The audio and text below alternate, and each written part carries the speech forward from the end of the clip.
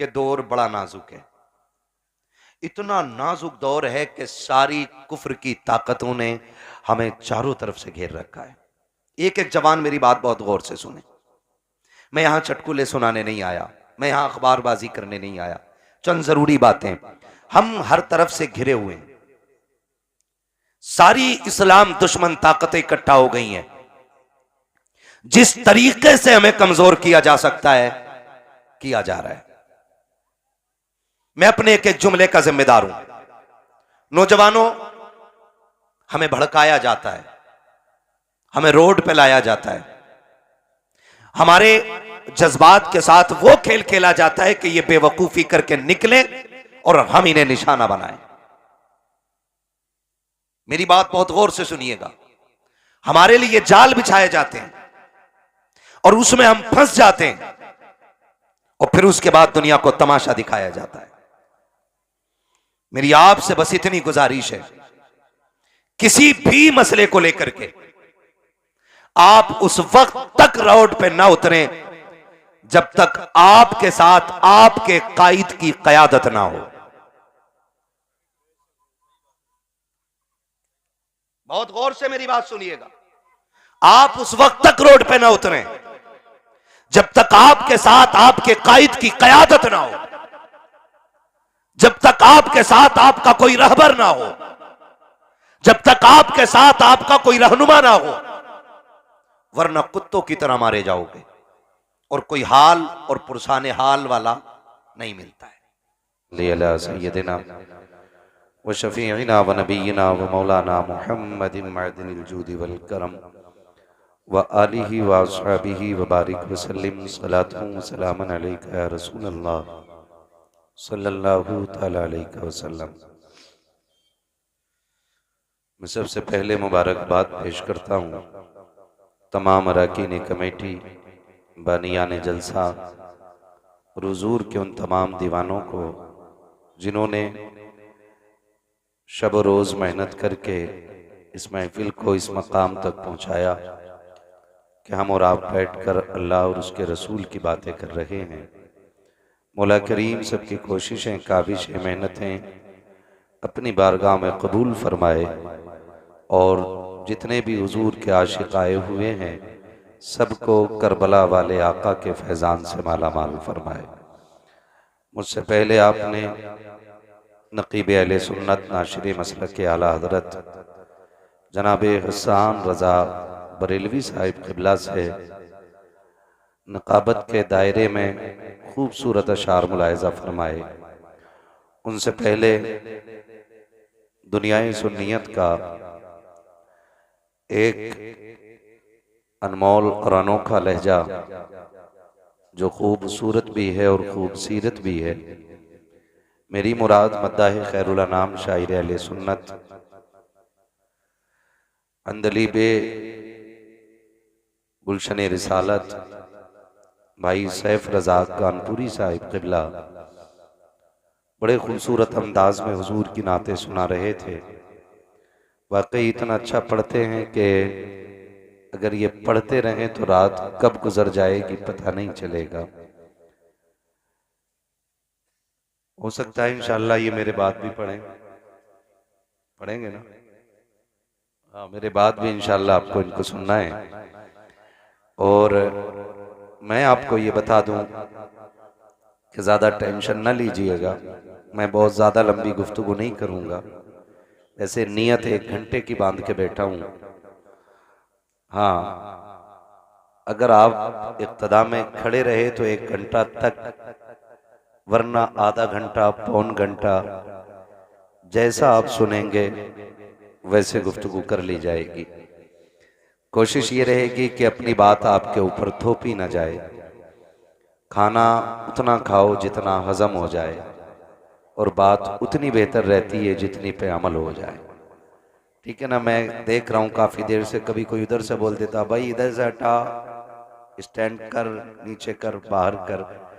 मैंने कई बार ये जलसों में कहा है कि वाकई ये बीच में दीवारें अच्छी नहीं लगती हैं।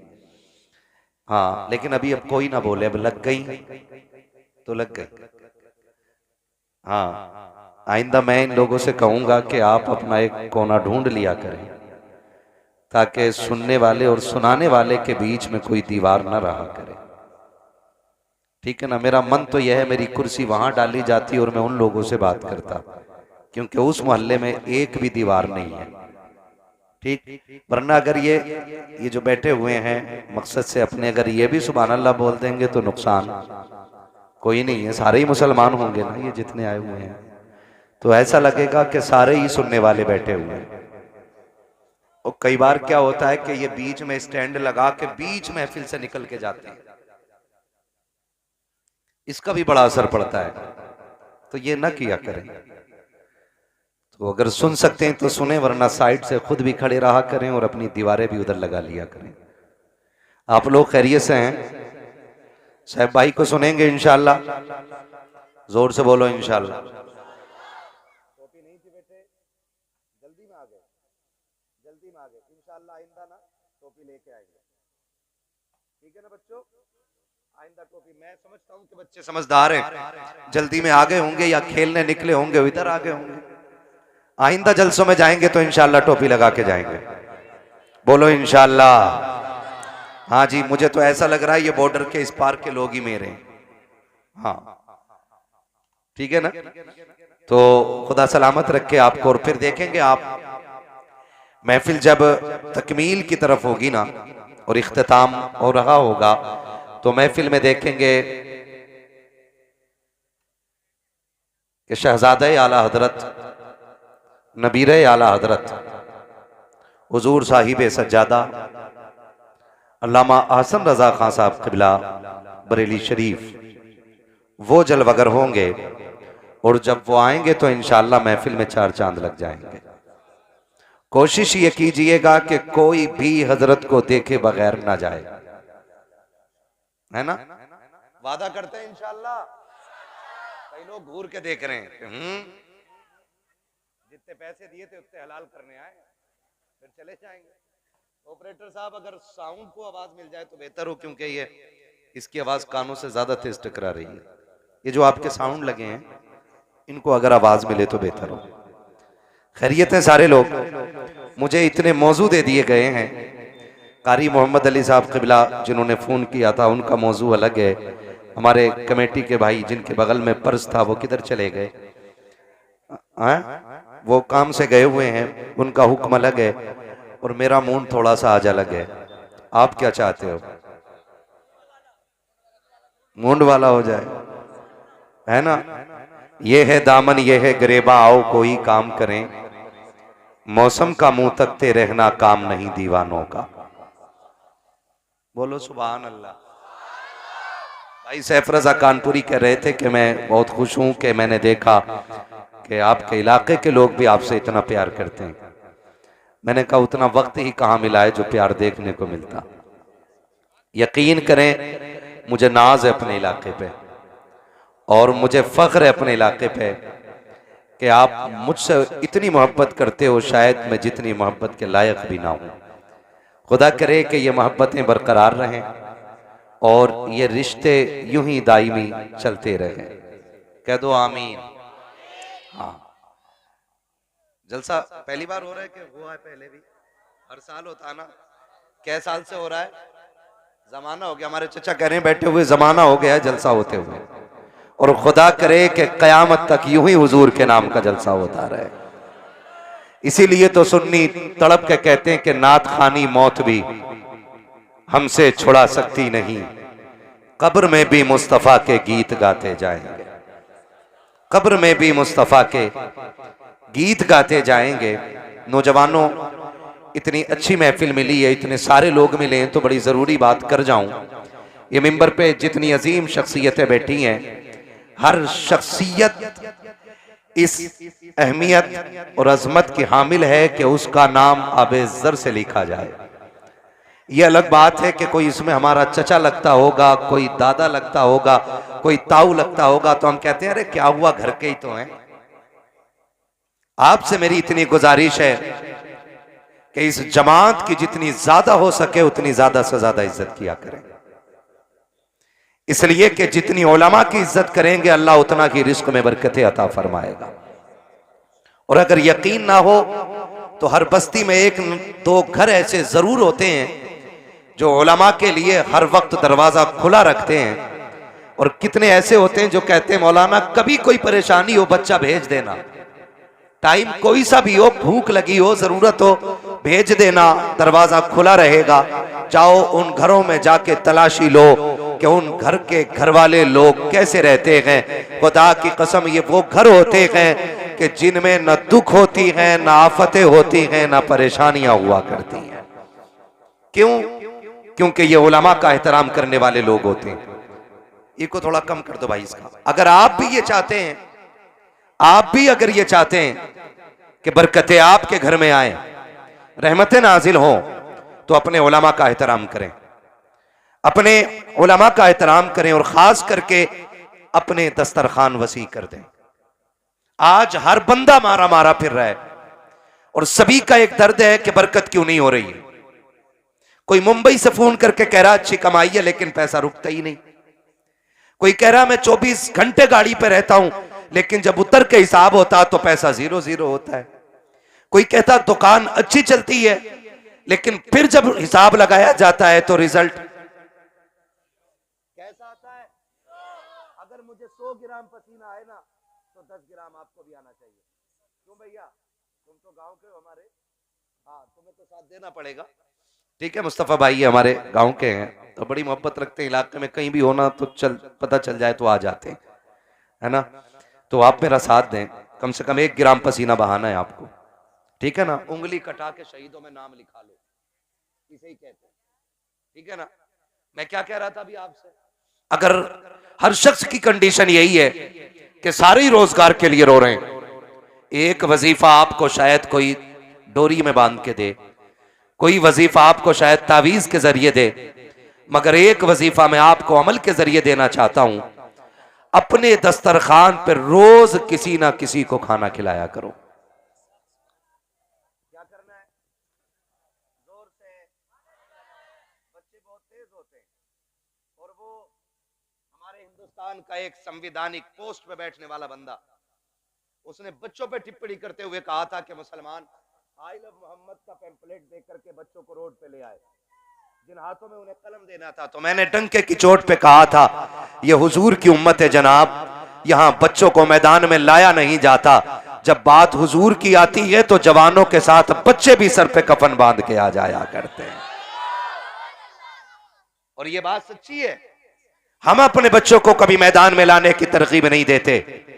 हमारे बच्चों ने सलाहुद्दीन अय्यूबी को पढ़ा है, हमारे बच्चों ने मोहम्मद बिन कासिम को सुना है, हमारे बच्चों के सामने अबू बकर सिद्दीक की हिस्ट्री है, हमारे बच्चों के सामने उमर फारूक आजम की तारीख रही है, हमारे बच्चों के सामने उस्मान गनी का किरदार है, हमारे बच्चों के सामने मौला अली का किरदार है। और जिस कौम के बच्चे मौला अली को पढ़ा करते हैं वो बच्चे कभी बुज़दिल नहीं हुआ करते हैं, वो कभी बुज़दिल नहीं हुआ करते हैं। और मैं मुबारकबाद पेश करता हूं इन बच्चों के माँ बाप को कि जिनके बच्चे महफिल में बैठे हुए हैं। रात सर्दी की है, 11:30 पे सुई पहुंच गई है, अब तक तो सो जाना चाहिए था, ये क्यों जाग रहे हैं? यकीनन ये माँ बाप की इस परवरिश का नतीजा है जो उन्होंने ये कहा था बेटे तुझे जीना भी हुजूर के लिए है, तुझे मरना भी हुजूर के लिए है।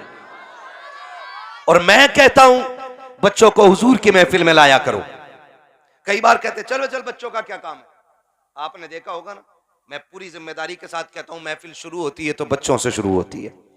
सबसे पहले कौन आता है? कौन आता है? कौन आते हैं? बच्चे आते हैं, सबसे आगे बैठते हैं।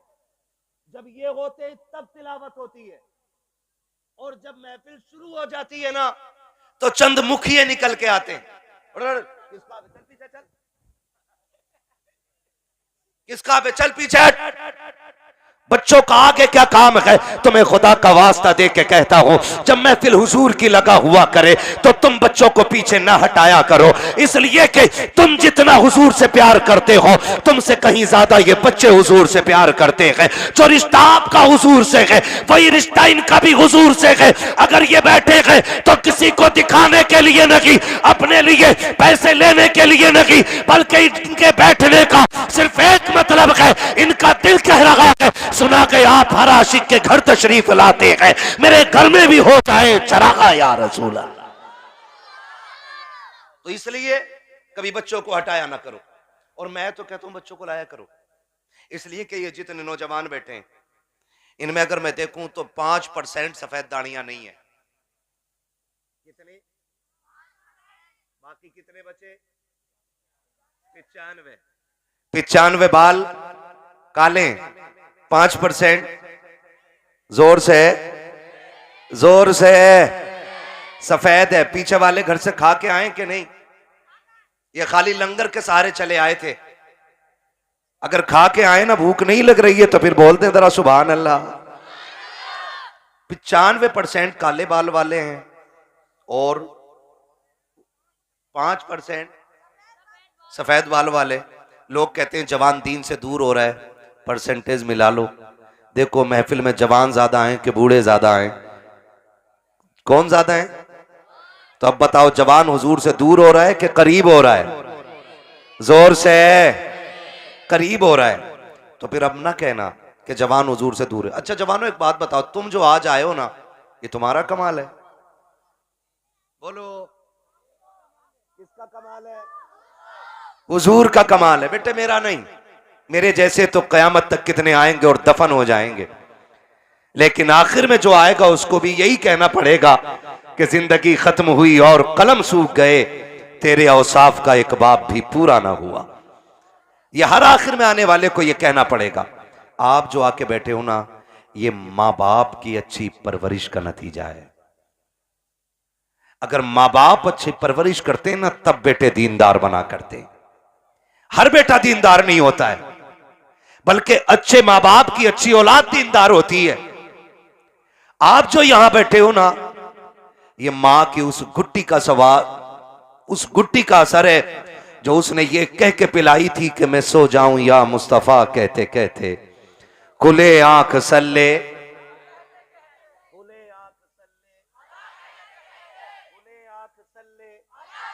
अला कहते कहते। ये उस गुट्टी का कमाल है, उस गुट्टी का कमाल है। तो 95% यहां पे नौजवान बैठे हुए हैं।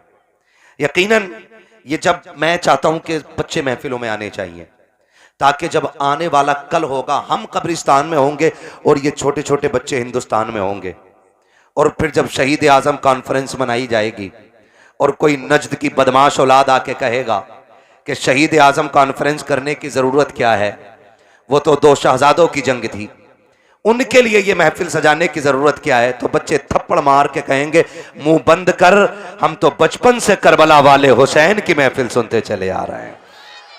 इसलिए बच्चों को महफिलों में लाना जरूरी है। लाएंगे इंशाअल्लाह। और चच्चा लोगों से गुजारिश है, हटाना मत बच्चों को, भगाना मत। जहां जगह मिल जाया करे वहां बैठ जाया करो। आपसे बस ये कहने के लिए मैं बैठा हूं कि दौर बड़ा नाजुक है। इतना नाजुक दौर है कि सारी कुफ्र की ताकतों ने हमें चारों तरफ से घेर रखा है। एक एक जवान मेरी बात बहुत गौर से सुने। मैं यहां चटकुले सुनाने नहीं आया, मैं यहां अखबारबाजी करने नहीं आया। चंद जरूरी बातें। हम हर तरफ से घिरे हुए हैं, सारी इस्लाम दुश्मन ताकतें इकट्ठा हो गई हैं। जिस तरीके से हमें कमजोर किया जा सकता है किया जा रहा है। मैं अपने एक एक जुमले का जिम्मेदार हूं। नौजवानों, हमें भड़काया जाता है, हमें रोड पे लाया जाता है, हमारे जज्बात के साथ वो खेल खेला जाता है कि ये बेवकूफी करके निकले और हम इन्हें निशाना बनाएं। मेरी बात बहुत गौर से सुनिएगा। हमारे लिए जाल बिछाए जाते हैं और उसमें हम फंस जाते हैं, और फिर उसके बाद दुनिया को तमाशा दिखाया जाता है। मेरी आपसे बस इतनी गुजारिश है, किसी भी मसले को लेकर के आप उस वक्त तक रोड पे ना उतरें जब तक आपके साथ आपके कायद की कयादत ना हो। बहुत गौर से मेरी बात सुनिएगा। आप उस वक्त तक रोड पे ना उतरें जब तक आपके साथ आपके कायद की कयादत ना हो, जब तक आपके साथ आपका कोई रहबर ना हो, जब तक आपके साथ आपका कोई रहनुमा ना हो। वरना कुत्तों की तरह मारे जाओगे और कोई हाल और पुरसाने हाल वाला नहीं मिलता है। फिर जमाने ठट्टे लगाते हैं, दुनिया हंसती है। अगर कोई आके ये कहे नहीं घर में बैठना हराम है, निकलो रोड पे, तो उनके लिए कह देना इस्लाम के दामन में किसी चीज की कमी नहीं है। हाँ हाँ, सर कटाने का जज्बा अगर इस्लाम देता है तो सुलह हुदैबिया उठा करके देखो, दुश्मनों से सुलह का भी हौसला इस्लाम देता है। अपने आप को तबाह करने की जरूरत नहीं है। कितने बेटों के साथ जिंदगी से खेला गया है, कितने बच्चों की जिंदगी बर्बाद कर दी गई है। हमारा ना कोई कायद था ना रहनुमा था और हम बरसंगे पैर दौड़ जाते हैं। तुम्हें खुदा का वास्ता अगर निकलना हो तो पहले कायद को आवाज दो। अगर हमारा कायद आगे आ जाए तो फिर रुकने की जरूरत नहीं है, फिर ऐलान करके बता दो कि मोहम्मद से वफा, तूने तो हम तेरे है, ये जगह चीज है क्या, लो हो कलम तेरे। ये मेरा पहला पैगाम आपके लिए। क्या गई है पहला पैगाम, बिना कायद बिना रहनुमा के रोड पर बोलो, नहीं निकलना है, नहीं निकलना है। सारे लोग हमें घेरे हुए हैं, हम सारे दुश्मनों के बीच में। आप देखते हो कभी खड़े हो रामपुर दोराई के चौक में, लोगों के पेट में दर्द होता है ना, नकाब वाली औरत या टोपी वाला मर्द हो, चेक इन के नाम पे हर गाड़ी रोकी जाती है। फिर वहीं खड़े होकर आप तमाशा देखो कि जो तुम्हारे जैसे नहीं है उन्हें कोई पूछने वाला भी नहीं है। हर एतबार से निशाना बोलो हम ही हैं, निशाना हम ही हैं। हमें होश के नाखून लेने पड़ेंगे। मुझे एक बात बताओ, बाहर वाले भी दुश्मन अपने और अंदर वाले भी दुश्मन अपने।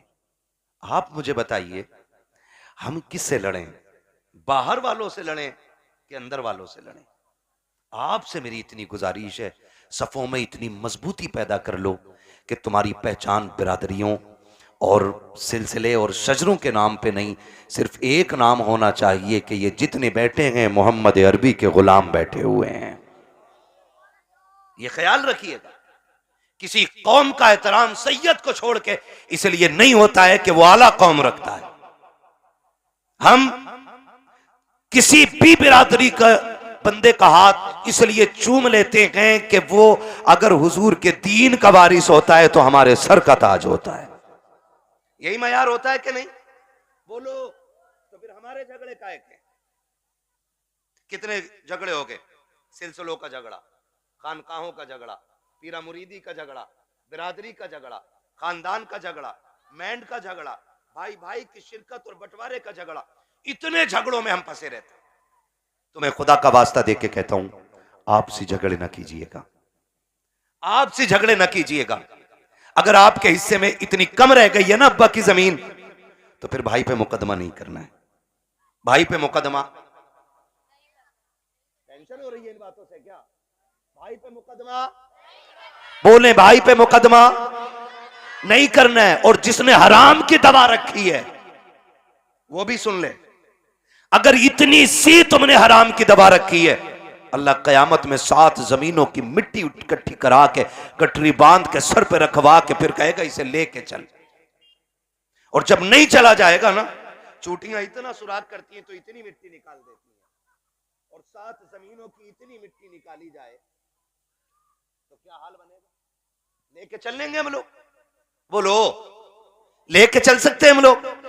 नहीं ना, तो फिर पीछे आग के कोड़े लेके खड़े होंगे, मारा जाएगा, चलाया जाएगा। इसलिए खुदा का वास्ता है, किसी भाई की नाजायज प्रॉपर्टी पे निगाह ना बिगाड़ना, अपने भाई के हुकूक को हराम समझ के डकार ना लेना, फ्री का समझ करके किसी की जायदाद पे कब्जा ना करना। वरना याद रखिएगा, भाई तो तुम्हें नजरअंदाज कर सकता है, भाई हो सकता है तुमसे कमजोर हो या शरीफ हो, तुम्हारा मुकाबला ना कर सके, लेकिन जब अल्लाह की अदालत लगेगी और जब मीजान पे अमल तोले जाएंगे, बड़े बड़ों के माथों पे पसीना आएगा, कोई बचाने वाला नसीब नहीं होगा। अगर ये चाहते हो कयामत में सुरखरू हो जाओ तो हक खा के न मरना, हक दे के मरना, ताकि तुम हक दे के जाओ तो कब्र में कोई अजान ना भी पड़े, फिर भी खुदा की रहमतें तुम्हारी कब्रों में उजाला करना शुरू कर। बाबा नारे तकबीर, नारे रिसालत, बस लगे आला हजरत हजरत अल्लामा मुफ्ती हम्माद रज़ा साई किबला मुरादाबादी हुजूर अहसन मियां साई किबला जिंदाबाद जिंदा। करेंगे इंशाल्लाह, वादा करते हैं इंशाल्लाह। मैं इन बच्चों से कहूंगा, मेरे बच्चे अगर गुर्बत आ जाए, मैं उन बड़ों बड़ों से क्या बात करूं जो सुनने तैयार ना हो। मैं बच्चों को समझा रहा हूं, बेटे अगर गुर्बत आ जाए और इतने फाके हो जाएं कि भूख का नंबर आ जाए, मैं कहता हूं मर जाना किसी का छीन के चुरा के हराम का नहीं खाना। क्यों? जिस तरह गलत दवा से फसल खराब हो जाती है, उसी तरह हराम की रोजी से नस्ल खराब हो जाती है। नहीं खाएंगे ना इंशाल्लाह। अगर तुम्हें रास्ते में गिरी पड़ी चीज भी मिले ना, मस्जिद के इमाम को जाके दे दो कि यह हमें राह में मिली थी। ये किरदार पैदा करो और फिर तुम वो दौर देखोगे कि तुम सजदे करोगे, अर्शों से खुदा रिज़्क़ों के फैसले करने लग जाएगा। तंगियां यहां हो गई हैं, यहां तंगियां यहां पे हो गई हैं। मसला यहीं पे, पूरा खेत 12 बीघे का घुसेगा जाके मेड़ में, ऐसे ही कुरे देगा। अब तो ऐसी मेड़ काट रहा जी, पता ही नहीं चलता ये कटी किधर से है। पता ना कहां से मिट्टी निकाले, पानी देवे मेड़ इतनी। हाँ, और मेड़ ऐसी कर दी ऐसे। क्यों? इसका दाव लगा इसने गिरा ली, उसका दाव लगा उसने गिरा ली, मेड़ ही टेढ़ी कर ली। ये कंडीशन है हमारी। ये मुझे बताओ, बरकत मेंढ से होती है कि खुदा के करम से? जोर से। उन लोगों को पता लग जाना चाहिए, आज नबी वाले नबी का जिक्र कर रहे हैं और मेंढ वालों का तज़किरा हो रहा है। ठीक है जी, बरकत मेंढ से होती है कि खुदा के करम से? बच्चे ही बोल रहे हैं जिन्होंने आज तक मेंढ देखी ना होगी। जो फावड़ा मारे बैठा वो कतई बोलने तैयार नहीं। सोच रहा मुझे ही कह रिया दिखे और इस कमेटी वालों ने कहीं नाम ना बता दिया हो। ये कंडीशन है हमारी। बरकत काहे से होती है? बड़े बड़े बोले, बरकत किस चीज से होती है? रज़ाक कौन है? बोलो, क्या बात है, सलामत हो। रज़ाक कौन है? इतनी जोर से पुकारो कि आवाज अर्शों तक चली जाए। रज़ाक कौन है? रोजी देने वाला कौन? रोजी देने वाला कौन? जिंदगी का मालिक कौन? हम सबका खालिक कौन? मौत का मालिक कौन? जब सब कुछ मालिक अल्लाह है तो मेंढ क्यों काटी? क्यों काटी? कह रहा मानेगा थोड़ी। इसने इतनी काट दी, उसने ला के लोहिया हल, और जब मारा पलटा दे के उधर को ना, कह रहे अब भी बंधेगी ना बंधेगी सीधी कर। जी जी,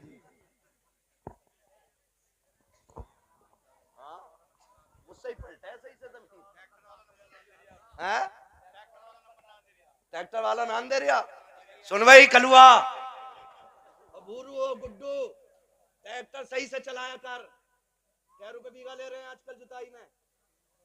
जल्दी से 300 रुपए बीघा ले रहा है। 300 रुपए बीघा के चक्कर में, प्रधान को खुश करने के चक्कर में दूसरे की मेंढ ना काटना, वरना जिस दिन अल्लाह मौत का जेवर तेरे गले में लटकाएगा और तुझे कफन पहना करके कब्रिस्तान लाया जाएगा, दुनिया की रस्मों की तरह तेरा बेटा भी कब्र पे खड़ा होगा और खड़े होकर के कहेगा मेरे अब्बा पे किसी का हक हो तो माफ कर देना। तेरे बेटे के चीखने से अब तेरी डायरी दोबारा खुलने वाली नहीं है। जब तेरा बेटा तेरी खता की माफी मांगेगा, गैब से नकीब आवाज दे के कहेगा इसका भी हिसाब किताब का रजिस्टर बंद हो चुका है, अब तेरी माफी की जरूरत नहीं है। इसका इंतजार कब्र को था, ये लोगों की जमीनें काटता रहा, आने तो दे, अब इसको मैं देखूंगा और ये मुझे देखेगा। और जब खुदा का हिसाब आएगा, कब्र में जब लट चलेगा, अल्लाह इतना मारेगा कि बचाने वाला नसीब नहीं होगा। 300 रुपए के लालच में किसी की जमीन काट के न जा, बल्कि गरीब का भला करके चला जा। यहाँ भी तेरा भला रखेगा, जाने के बाद कब्र में भी तेरा भला होता। नारे तकबीर, नारे रिसालत, मसलके आला हज़रत ख्वाजा का हिंदुस्तान, मिर्जापुर का सुन्नी मुसलमान, नारे हैदरी जिंदाबाद। करेंगे इंशाल्लाह। और सुनो, छीन के खाने से बरकत नहीं होती, आगे का उठा के लौटाने से बरकत हुआ करती है। आगे का उठा के देने में बरकत है।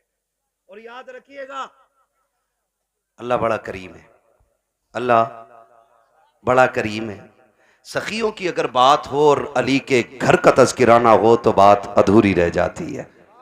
वो कहा था ना किसी ने, ये चक्की फातिमा की चल रही है, जमाना जितना लंगर खा रहा है। समझ रही, ये कौन लोग हैं? ये वो लोग हैं जिनके घर में खुद 7-7 दिन के फाके होते थे। आज दुनिया उनके नाम का लंगर खा रही है, जिनके अपने बेटे गिरवी रखे गए, लेकिन आज दुनिया उनके घर की खैरात खा रही है।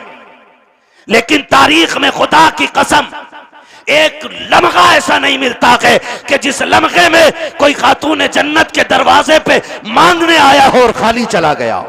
वाह बाबा जिंदाबाद। खाली चला गया है ना, कोई लम्हा ऐसा नहीं मिलता है कि कोई आया हो और खाली चला गया हो। माफ कीजिएगा, पहले का दौर बड़ा अच्छा था। पहले कहते थे मेहमान आएगा तब खाएंगे, और आज दस्तरखान बिछा हुआ, आगे फूफा कह रहा लल्ली ले उठाइए बाद में खाऊंगा, पहले फूफा से निपट लूं। जी जी। हाँ, बिछा बिछाया दस्तरखान हम उठवा देते, बिछा बिछाया दस्तरखान। मेरा नबी है, हुजूर की बारगाह में परदेसी आया है कोई। जी जी। तवज्जो है सारे लोगों की? ये पानी है, पानी है, ये नई चीज नहीं है ना? तवज्जो है आप लोगों की मेरी तरफ?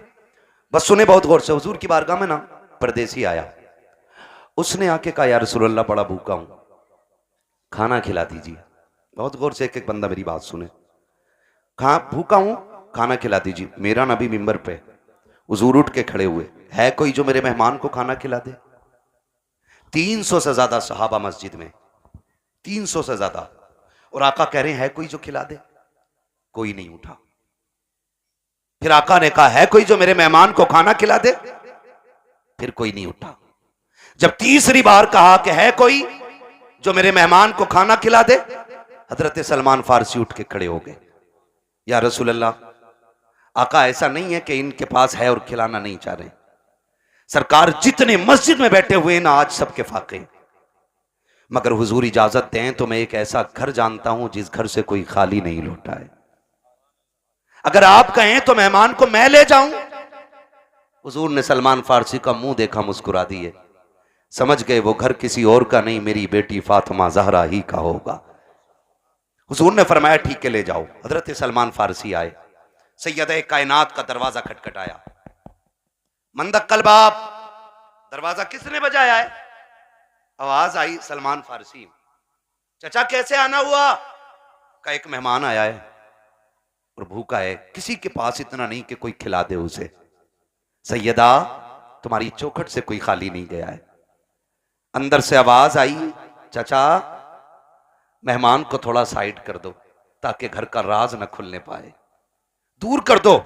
आपने मेहमान को थोड़ा दूर किया।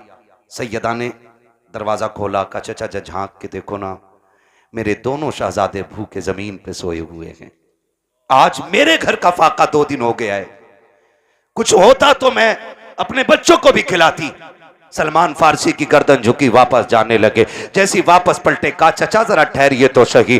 कहा क्या बात चचा, उदास क्यों हो? कहा उदासी की बात यह है आज नबी के शहर में कोई मेहमान भूखा सो जाएगा, इतना सुना खातून जन्नत कहती हूँ ठहरे ना चचा अभी आती हूँ। अंदर तशरीफ लेकर के गई। आपके जहेज में जो आपको 17 पैबंदों वाली चादर मेरे मुस्तफा ने अता की थी, उस चादर को समेट करके ला करके कहा था चचा ये लीजिएगा और जाइए, यहूदी है शमोन नाम का, उसके दरवाजे पे ले जाइएगा, उसको दे करके इसके बदले में जो खरीद लाइएगा। हजरत सलमान फारसी ने चादर ली है, रोते हुए यहूदी के दरवाजे पर गए हैं। मेहमान भी साथ साथ जा रहा है। जब शमून के दरवाजे पे गए, उसने चादर हाथ में ली है और उसकी खुशबू सूंघ के कहता है ये चादर किससे लेके आए हो? इसकी खुशबू बता रही है ये किसी जन्नती खातून के सर की चादर उतर के आई। जिंदाबाद जिंदाबाद। किसकी चादर है ये? हजरत सलमान फारसी फूट के रोने लगे, कहने लगे ये उस घर की चादर है कि जिस घर की चौखट पे बेइजाजत जिब्रील भी नहीं आया करते हैं। उसने चादर को खोला, कहा किसकी चादर है? कहा ये खातून जन्नत नबी की शहजादी की चादर है। उसने इतना सुना और अपनी उस चादर को सीने से लगाया। कहा ठहरो ठहरो ठहरो। उसने चादर को रखा एक तरफ, आटा दिया, जो दिए, खाने पीने का सामान दिया, साथ चादर भी दे के कहने लगा इसे भी लेके चले जाओ। आपने चादर भी ली, सामान भी लिया। जब वापस आने लगे गए, पीछे से शमून भी दौड़ा गए। उसने दौड़ते दौड़ते कहा था खाली चादर लेके जा रहे हो, मुझे भी बदले में कुछ दे के चले जाओ। कहा तुझे क्या चाहिए? कहा मेरी किताबों ने बताया है कि जो आखिरी पैगंबर होंगे उनके घराने की शान ये होगी कि दरवाजे पे भूखा आएगा तो खाली नहीं लौटाया जाएगा, वो अपने घर के सामान बेच देंगे लेकिन आने वाले की जरूरत पूरी करेंगे। उसने कहा था मैं समझ गया, जिसकी बेटी का किरदार ऐसा है वो नबी की अज़मतों के साथ दुनिया में आया हो। बाबा सुभान अल्लाह सुभान अल्लाह। अल्लाह अकबर। ये तारीख रही है, ये तारीख रही है। खातून जन्नत ने दिया। अब वो मेहमान भी देख रहा है, वो मेहमान भी देख रहा है, मेहमान भी देख रहा। भाई जब उनके गदा भर देते हैं, शाहान जमाना की झोली, मोहताज का जब ये आलम है, मुख्तार का आलम क्या होगा। आज हमारे दस्तरखान बड़े तंग हो गए, तंग हो गए दस्तरखान। माफ कीजिएगा, रोटी खाने बैठा है, कुत्ता आ जाए, कह रहा लल्ली डंडा मार, और करवट में हो तो रोटी छोड़ के खुद ही मारता। फिर कह रहा बिस्मिल्लाह वाला बरकतिल्ला। सुन और गौर से सुन, कुत्तों की अपनी खेती नहीं होती है, कुत्तों का अपना बिजनेस नहीं होता है। खुदा जिसके दरवाजे पे किसी को भेजता है ना, तो वह इसीलिए भेजता है कि उसको इस लायक बनाया है उसने, बेशक सुभान अल्लाह सुभान। उसको इस लायक बनाया है उसने, इसलिए आपके दरवाजे पे भेजा गया है। कुत्ते दरवाजे पे आ जाएं तो मारा ना करो। क्या चला जाएगा, आधी रोटी उठा के डाल दे, तेरी आधी रोटी से गुर्बत तो नहीं आ जाएगी, लेकिन कुत्ता आधी रोटी पे कनात कर लेगा। आधी रोटी खा के वो सब्र से बैठ जाएगा। उसको लाठी डंडे से ना मारिए। अगर मेहमान ना आ सके तो जानवरों को खिलाया करो, कुत्ते भी ना आ सके तो परिंदों को खिलाया करो, वो भी ना हो सके तो चूटियों को खिलाया करो, इसलिए कि जो तुम खाते हो वो गंदगी बनता है और जो रब की मखलूक खाती है वो दुआएं बन के अर्शों से टकराती है, और जब दुआएं जाकर के अल्लाह के अर्श से टकराती है तो एक का रिस्क नहीं बल्कि अल्लाह 7 पुश्तों के रिस्क का इंतजाम फरमा दिया करता। सुभान अल्लाह सुभान अल्लाह। और ये सबसे बड़ा वजीफा है, ये सबसे बड़ा वजीफा है। जान रहे हो, बारात लेके जा रहा है ना, बारात, बारात कितने चलने बारात में? बिल्कुल फुर्सत में ही है सब, 450। जिस बूथ पे वोट डाल दें उसे ही जिता दें, ऐसे ही है ना। 450 बारात जा रही है, तो कह रहे हैं बारात में, कह रहे यहाँ चलिए उधर। यार हाफिज जी तुम ना होगे ना तो बात खराब हो जाएगी यार, कंगे से कोई जानता भी ना दिखे, ये बदमाशी दिखा रहा है।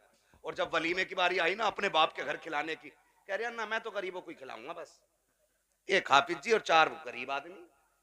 मैंने सुन्नत अदा करी है। वो बेगैरत, कल जो 400 450 लेके गया था तेरे बाप ने कमा के रख दिया था। ये कंडीशन है हमारी। निकाह इतना आसान कर दो कि कोई बेटी बेटी होने पे शर्मिंदा ना हो। इतने आसान कर दो निकाह कि कोई बेटी बाप के आके नजरें झुका के खड़ी ना हो। निकाह इतने आसान कर दो कि बेटी मुस्कुरा के कहे शुक्र हुजूर की उम्मत में पैदा हो गई हो। इतने आसान करो निकाह। लेकिन जब बारात ही 450 की हो और उसमें भी ना कौरमे के अलावा कुछ ना चलेगा जी। क्यों? दाल से कैंसर हो जा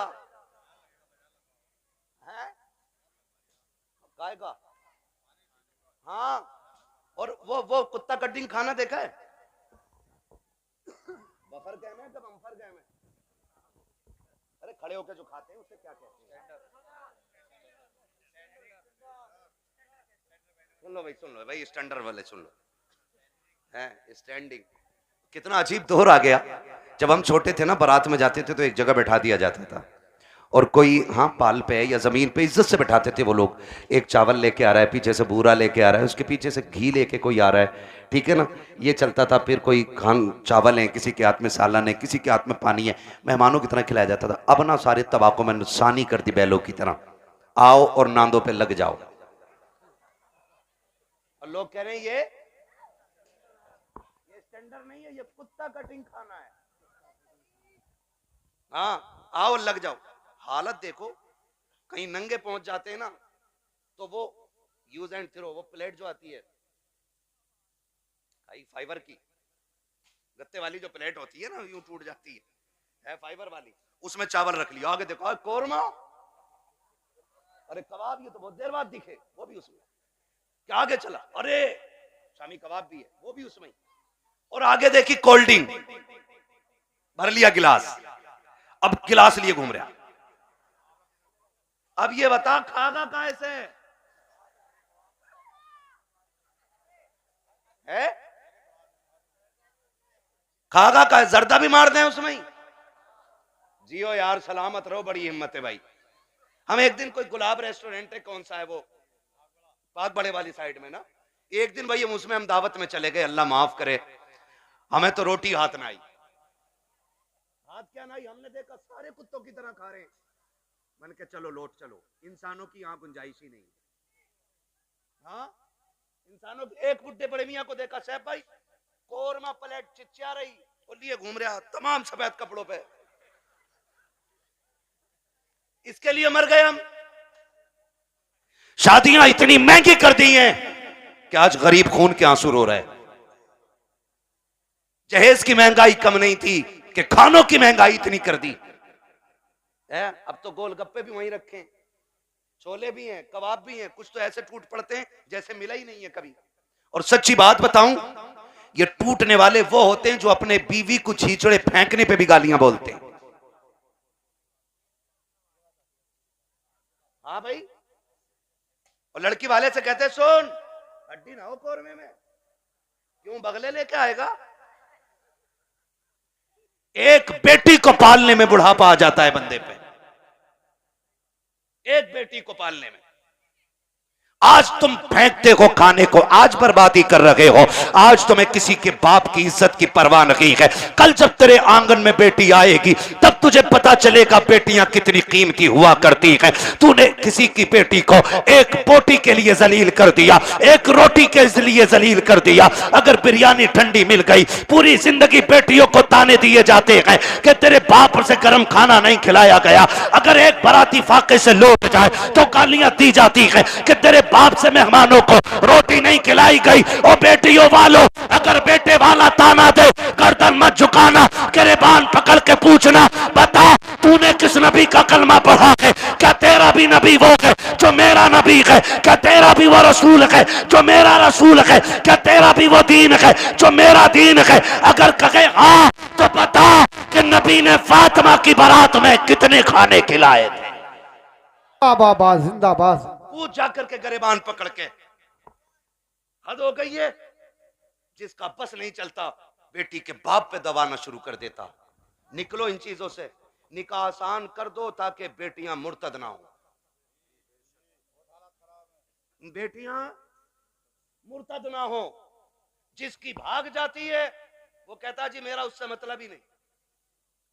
और पहले अगर किसी लड़के ने, किसी बंदे ने उसकी बेटी को किसी गैर के साथ किसी होटल में या किसी कैफे में देख लिया और बता दिया तुम्हारी बेटी फला जगह देखी, कह रहे हो उड़ा रहे हो,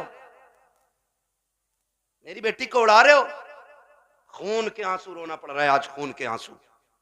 एआई पे जाके पता करो 2021 से अब तक कितनी लड़कियां गायब हुई हैं। 13 लाख लड़कियों का आंकड़ा दे रहा है एआई।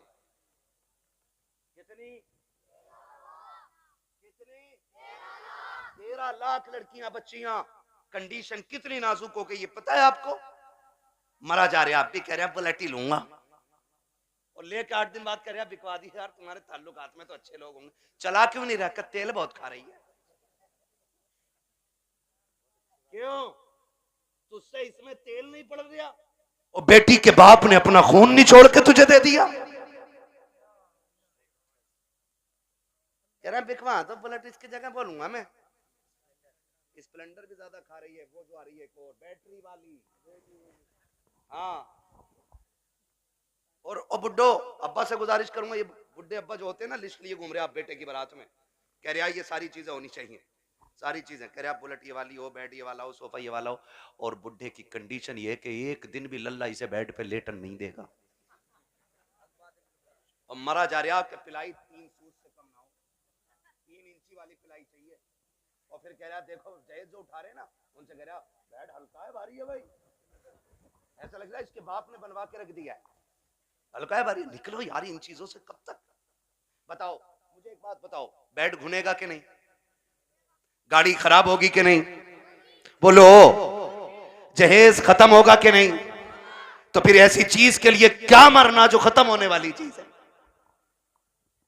और बेटियों से भी गुजारिश करूंगा, ये जो मुखिया की बेटी को देख के अपने अब्बा से कह रही अब्बा 12 फीट वाला ही फर्नीचर बनवाइयो मेरे कमरे में भी,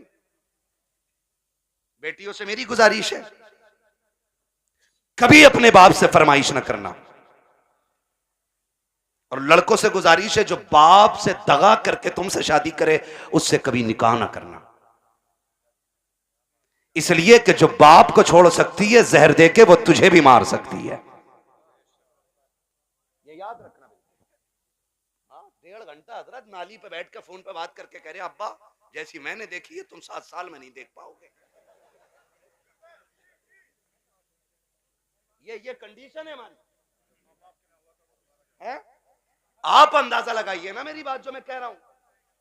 हाँ इमाम साहब फजर में 2 रुकू पढ़ दे 1 रकात में, कह रहा लो कल से आने ही ना हमें भी,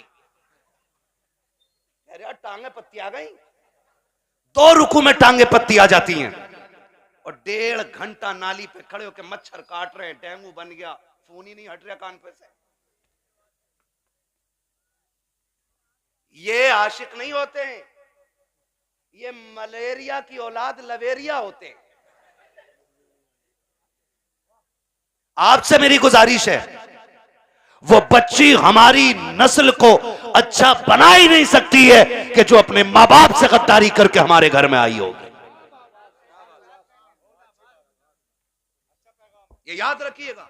और बेटियों से कहना चाहता हूं सुनो, ऐसे भी होते हैं छपरी, 3 महीने मुंबई में काम करके बाल यहां को लटका के और कड़ा पहन के बुंदे लटका के और यूं चल रहा यूं,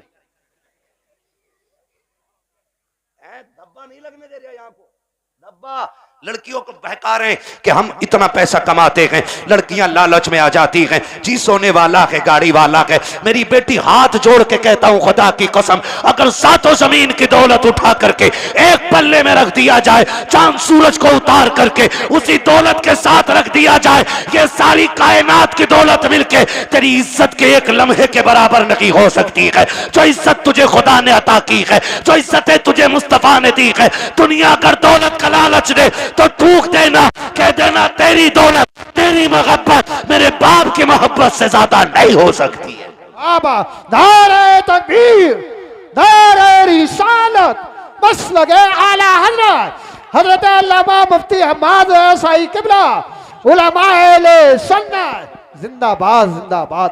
तवज्जो है सारे लोगों की। ओ भाई बेटियों से एक बात कहूंगा, बहुत गौर से मेरी बात बेटियां सुन लें। हमारी मर्जी है हमारा निकाह, इस्लाम ने तुझे हक दिया है निकाह का, मर्जी का भी हक दिया है, लेकिन किसी किताब में यह नहीं लिखा है कि बाप और भाई की दस्तार और पगड़ी पे जूते मार के तू घर से निकले। इस्लाम ने तुझे इसकी इजाजत बिल्कुल नहीं दी है। हाँ वो है ना तेरे लिए इख्तियार, निकाह उस वक्त तक नहीं होगा जब तक तेरी मर्जी शामिल नहीं होगी, ये दिया ना इस्लाम ने तुझे यार। तेरी मर्जी के बगैर निकाह बोलो नहीं हो सकता है, यह हक है तुझे इस्लाम ने दिया। लेकिन ये कौन सी बात हो गई, तुम मानो ना मानो मुझे निकाह उससे ही करना है, निकाह उससे ही करना है। मेरी बेटी सुन, जब भी तेरा दिमाग डाइवर्ट हो, तेरा जहन बदले, कभी तेरा ख्याल गलत हो, माँ बाप को धोखा देने के ख्याल हो ना, एक बात याद रखना कि तेरे बाप का कितना एहसान है तुझ पे, बस इतना सोच लेना कितना एहसान है। मैं उसकी 18 साल की मजदूरी की बात नहीं कर रहा हूं, मैं 20 साल तेरे लिए जो धक्के उसने मार्केट में खाए मैं उसकी भी बात नहीं करता। मैं सिर्फ उस लम्हे की बात करता हूं कि जब तू मां के शिकम में थी, चचा को पता चला बेटी होने वाली है, बच्चा आने वाला है, चचा ने कहा जी 1 क्विंटल लड्डू बन जाने चाहिए। बनते हैं कि नहीं? 1 क्विंटल लड्डू बन जाने चाहिए। दादा ने कहा सुन, सोम पपड़ी से नीचे मीठा नहीं बटेगा। मां हॉस्पिटल में गई। रात को 1 बजे कॉल आया, डॉक्टर ने कहा मुबारक हो, तुम्हारे घर में बेटी आई है। चचा जहां था वहीं गिर गया। सुन मेरी बेटी, दादा की सांसें रुक गई और दादा बिस्तर पे लेट के कहता है मुझे वारिस चाहिए था, बेटी नहीं। चचा के पास मीठे वाले का फोन आया, मीठा नहीं लेना है, मीठा नहीं लेना है। तो उसने कहा नहीं, बेच दे अपना मीठा। का ऑर्डर तो किया था ना? कहां ऑर्डर तो किया था। का फिर लेगा क्यों नहीं? का बेटा होता तो मीठा बांटता, बेटी आई है इसलिए मीठा नहीं चाहिए। अब सुन बेटी, सब तुझसे मुंह मोड़ चुके हैं। तेरा आना दादा को भी अच्छा नहीं लगा, तेरा आना दादी को भी अच्छा नहीं लगा, तेरे चचा को भी अच्छा नहीं लगा, तेरी फूफियों को अच्छा नहीं लगा, तेरे फूफाओं को अच्छा नहीं लगा, सारे मुंह मोड़ के बैठे गए। लेकिन जब हॉस्पिटल के बाहर तेरा बाप खड़ा था, डॉक्टर के जरिए खबर दी गई कि बेटी आ गई है, इसने एक लम्हा कदम नहीं रोके थे, एक लम्हे के लिए इसने नजरें नहीं बिगाड़ी थी, बल्कि रफ्तार से अंदर गया था और जिसे दुनिया ने ठुकराया था उसी बेटी को बाजू बढ़ा के इसने गोद में उठा के कहा था मालिक दुनिया जो चाहे सोचे, मैं तेरा शुक्र अदा करता हूं। बेटा नहीं आया तो क्या आया, तेरे कर्म से मेरे घर में तेरी रहमतें आ गई है। जिंदाबाद जिंदाबाद जिंदाबाद, सुभान अल्लाह। ए मेरी बेटी, जब तुझे कोई नहीं अपना रहा था तब बाप ने अपनाया था, वरना फेंक देता वो भी किसी कचड़े के ढेर पे। कौन था उसे रोकने वाला? आज उसी का मुंह काला करके भाग जाती हो, आज उसी के मुंह पे कलंक पोत के कहती हो कि मैं एक होशियार बच्ची हूं, मैं समझदार बच्ची हूं। सारी दुनिया की औरतों की अक्ल एक पल्ले में, नबी की फातिमा जहरा की अक्ल दूसरे पल्ले में रखो। सुभान अल्लाह। फिर कायनात की औरतों की सारी अक्लें खातून जन्नत की अक्ल की बराबरी नहीं कर सकती हैं। हाँ नहीं कर सकती हैं। लेकिन तुम्हें पता है ना, जब हैदर कर्रार मौलाए कायनात रिश्ता मांगने के लिए आए, हुजूर उठे घर की तरफ चले, जिब्रील आ गए। या रसूल अल्लाह किधर? का जिब्रील रिश्ते के लिए आया बैठा है, बेटी से पूछ लूं ना। तो जिब्रील कहते हैं आका ये रिश्ता जन्नत में रब ने कर दिया है। कहा हुआ है? जन्नत में रिश्ता हुआ है। कि ये रिश्ता अल्लाह ने अर्शों पे कर दिया है। का मालूम है? का फिर भी आप का बात यह है कि बेटी से इजाजत लेने जा रहा हूं। जी जी हुजूर क्यों? ताकि इसलिए कि कल जब बेटियों को रुखसत करने की बारी आए ना, तो बाप अपनी मर्जी से बेटियों का गला दबा के रुखसत न करे, बल्कि निकाह से पहले हर बाप अपनी बेटी की इजाजत जरूर ले ले। जी जी जी, ये बाप का फर्ज था। और अब बेटी का किरदार आप देखिए। आज बेटियां कह दिया करती हैं कि जी क्या जरूरत है, हम मर्जी के मालिक हैं, हमने अच्छा लगा कर डाला। मेरा नबी खातून जन्नत के पास, अब्बा जी कैसे आना हुआ? का बेटी बाहर अली आए खड़े हैं, रिश्ते के लिए आए हैं। बेटी तेरी क्या मर्जी है? इतना सुना खातून जन्नत की आंख में आंसू आ गए। अब्बा जी ये बात आप पूछ रहे हैं? कहा हाँ बेटी। का अब्बा ये बात तो माएं पूछा करती है, आप ये बात मुझसे पूछ रहे हैं। तब मेरे नबी ने कहा था फातिमा कहां से लाऊं खदीजतुल कुबरा, जो बचपन में तुझे छोड़ के गई तो तेरा हाथ मेरे हाथ में दे के कहा था आका मैं 3 बेटियों को दे के जा रही हूं, चौथी बेटी को आपको देना है। फातिमा मुझसे खदीजा ने कहा था आका मेरी फातिमा को रोने न देना। बेटी मैं तुझे बचपन से पालता रहा और कभी तेरी आंख में आंसू नहीं आने दिया। खदीजा कहां से लेके आऊं? बता तो सही, जो तुझसे आके बात करे। ए फातिमा मैं खुद चला आया हूं, बेटी बता तेरी क्या राय है? तब खातून जन्नत ने कहा था अब्बा जिसमें तेरी रजा है उसमें मेरी रजा है। आज दुनिया कहती है हुसैन ने नेज़े पे कुरान पढ़ा है, ये कमाल हुसैन का है। खुदा की कसम अगर नेज़े पे कुरान हुसैन ने पढ़ा है तो सिर्फ कमाल हुसैन का नहीं बल्कि खातून जन्नत का कमाल है। अगर माए पासा होती है तो बेटे नेज़ों पे चल के कुरान सुनाया करते। सुभान अल्लाह सुभान असल अल्लाह। ये चीज है, असल ये चीज है।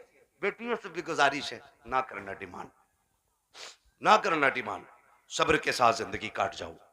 कट जानी है ये तो, कट जानी है। 60 भी कट जानी है, 70 भी कट जानी है, फटे जोड़े में भी कट जानी है, 20,000 के लहंगे वाली की भी कट जानी है।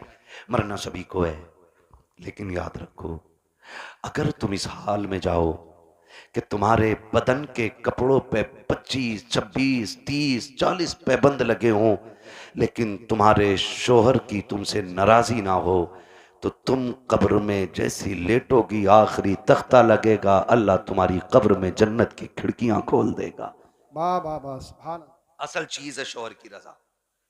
इसलिए मैं बहन बेटियों से कहूंगा, जिंदगी ऐसी गुजारें कि जिससे रब भी राजी हो, रसूल भी राजी हो। और पैसे वालों से, जमीन वालों से कहूंगा, निकाह कुछ अल्लाह रसूल के लिए भी कर लो, अल्लाह रसूल के लिए भी कुछ निकाह करो। ये सबसे ऊपर लिखा होता, निकाह मिन सुन्नती फमन रगीबा अन सुन्नती फलैसा मिन्नी, ये सबसे ऊपर लिखा होता है। लेकिन मसला ही कुछ और है।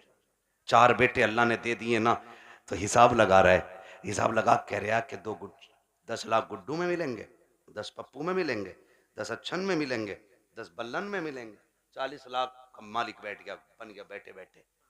हिसाब लगा रहा है। तू कारून नहीं है, तू शद्दाद नहीं है, तू हामान नहीं है, फिरौन नहीं है, क्या है तेरे पास दौलत है, क्या औकात तेरी? हुए नाम वर बेनिशां कैसे कैसे, जमी खा गई आसमां कैसे कैसे। बड़े बड़े कब्रिस्तानों में चले गए। कोई डिमांड जहेज की ना कीजिएगा, करेंगे इंशाल्लाह कोशिश करेंगे कि डिमांड ना करें, करेंगे कोशिश। अच्छा, कितने नौजवान हैं जो हाथ उठा के वादा करें कि हम बिना मांगे निकाह करेंगे? सलामत रहें माशाल्लाह, बगैर मांगे। नहीं, क्या बात है, सलामत रहे मेरे लाल। अल्लाह इन बच्चों की जवानियां अच्छी करे। खुदा करे कि ये बच्चे वो दिन देखें, ये दूल्हा बने हो और इनके सेहरों पे बातें मदीने वाले मुस्तफा की हो रही हो। आमीन, सुभान अल्लाह। हाँ जी, करेंगे इंशाल्लाह। इंशाल्लाह। हल्का हाथ रख भाई, एक दूसरे को देख के हंसो मत। आज वादा कर लो, मौत आनी है, मौत आनी है, मरना जरूर है। मुझे साहब भाई ने बताया कि दादा ने भी हाथ उठाए, तो मैंने कहा फिर टेंशन क्या, दादा तो सबसे आगे होता मांगने में, इसलिए ये पहला वादा तो दादा ही करे कि मैं नहीं मांगूंगा, डिमांड नहीं करूंगा। वादा करे, लड़की वाला जो मुट्ठी बंद करके दे देना वो ले लो। निकाह इतने आसान कर दो कि बेटियां मुर्तद ना हो, बेटियां मुर्तद। और आपसे एक गुजारिश है, मैं उन बाप भाइयों को सबसे बेगैरत मानता हूं जो बेटियों की कमाई खाते हैं। बुरा लगेगा, कड़वा भी बहुत है। वरना मुझे एक बात बताइए, ये जो ऑफिसों में हमारी बच्चियां जा रही हैं, इनकी सैलरी 6,000, 7,000, 12,000, 15,000 है। और अभी आईफोन कौन सा लॉन्च हुआ? 17 प्रो मैक्स बड़े बड़े कमाने वालों ने नहीं खरीदा है। ये 15,000 की सैलरी में ऑफिस में जाने वाली पे कहां से आ गया? कहां से आ गया ये, जिसके 7,000 किराए में उठ जाते और 12,000 का खाना खा जाती है घर पे। ये 1.5 लाख, 1,80,000 का फोन कहां से आया है? कोई पूछने वाला? कह रहा हमारी लल्ली पर सबसे बड़ा फोन है। देख तेरी लल्ली इतना बड़ा कदम उठागी कि तुझसे बड़ा कमीना कोई नहीं बचेगा गांव में। हद हो गई भाई, बेटियों को ऑफिसों में भेजा जा रहा है। कुरान कहता है रिजालु कव्वामून अलन निसा। वो इसलिए नहीं कह रहा है कि तुम उन्हें जूतियों पे रखो, वो इसलिए नहीं कहा है कि तुम उन्हें लाठी के नीचे रखो। तुम्हें हाकिम इस्लाम ने इसलिए नहीं बनाया कि तुम बेटियों पे थप्पड़ चलाओ, तुम्हें हाकिम इसलिए बनाया था कि तुम मेहनत करके बागर का निजाम चला, ये घर में रह के तेरे घर का निजाम चलाए। सुभान अल्लाह, सुभान। इसलिए बेगैरत ना बनो, गैरत वाले बनो। जितनी बेटियां 95% मुर्तद हो रही हैं, वो सिर्फ ऑफिस की वजह से हो रही हैं। ऑफिस की वजह से बीबीएस बनाऊंगा, लड़की को बीए कर रही है, डिग्री कराऊंगा। ऐसी डिग्री पे लानत जो दुनिया में जिल्लत का सबब बने और आखिरत में अजाब का सबब बने। आप भी जब रिश्ता करने जाया करो ना, तो डिग्री देखो ना देखो, रब का कुरान देखा करो। क्या नाम है इस गांव मिर्जापुर? टाइम हो चला है, बहुत मेहनत पर माइक बहुत खराब है, शजरे के लायक माइक नहीं है भाई, ठीक है ना? तवज्जो है सारे लोगों की। मिर्जापुर है ना? मिर्जापुर के कितने लोग हैं, हाथ उठा के बता दें जरा। माशाल्लाह, अब हाथ नीचे कर लें। अब जो मिर्जापुर के बाहर के वो जरा हाथ उठा दें। अच्छा, ये सुभान अल्लाह कहने वाले सारे ही परदेसी हैं? क्या बात है। नहीं नहीं, ये इनका हक भी है, जो इश्क में वहां से आ सकते हैं तो यहां बैठ के सुभान अल्लाह भी बोल सकते हैं ना, है ना? अकबरपुर से कई गांव के लोग आए हुए हैं, अल्लाह सबको सलामत रखे। और भाई एक बात सुन लो, ये मत सोचना कि हमारे मरकज से इसका आगाज होगा तो हम करेंगे, समझ रहे ना? कि हमारी कोई सबसे बड़ी जमीन इसका आगाज करे तो हम करेंगे नहीं। ये हुजूर का दीन है। अगर नंगे पैर चलने वाला आगाज कर देना और उसे देख के दुनिया बदलने लग जाए तो वही उस इलाके का मरकज बन जाया करता है। मिर्जापुर वालों, ये आगाज आपको करना है। हमें बेटियों की कमाई,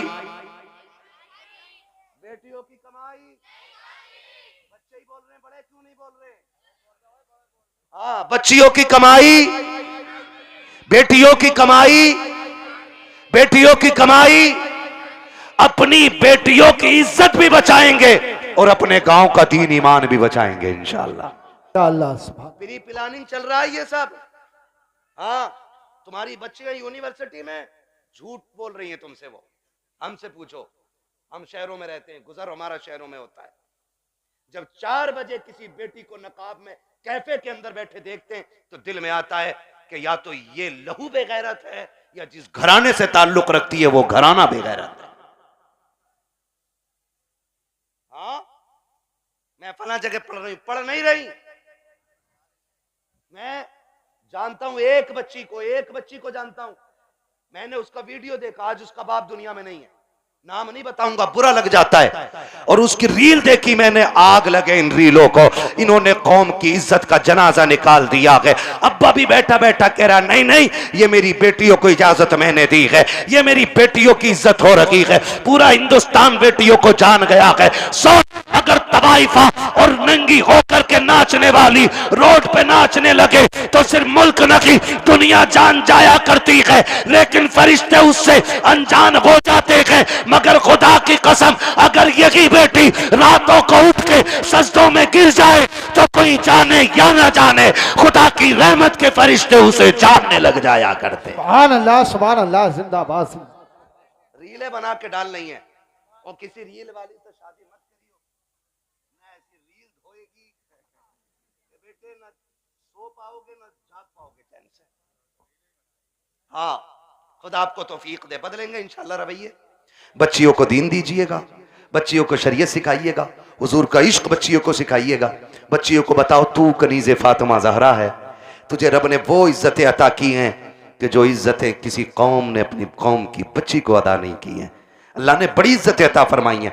इसलिए मैं हर बेटी से कहना चाहूँगा, खुदारा पर्दे का खास ख्याल रखें। बेटों से कहना चाहूँगा, आप शराब के नशे से निकलो, आप मोबाइल के नशे से निकलो।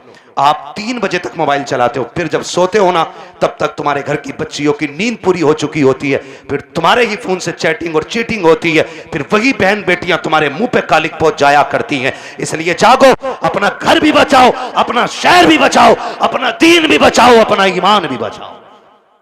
अब ये लाजिम हो गया, हर एक को जागना पड़ेगा। प्री प्लानिंग कह रहा, जो एक मुस्लिम लड़की से ब्याह कर ले उसे हमारी संस्था 5 लाख देगी, फिर वही बेटी रोड पे मिलती है मरी हुई है। मुरादाबाद की न्यूज नहीं चल रही है, मुरादाबाद की न्यूज, नाम नहीं लूंगा, लोगों के पित्ते कलेजे फट जाते हैं, गैरत नहीं आती है।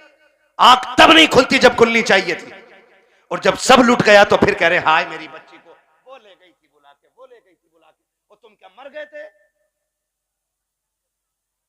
जब तुम्हारी बेटी सहेली के साथ निकली तो तुम्हारी आंखें फूट गई थी। क्या तुम्हें नहीं पता कि बेटियों को निकलने में देर है, दरिंदों को कपड़े नोचने में कोई देर नहीं लगती है।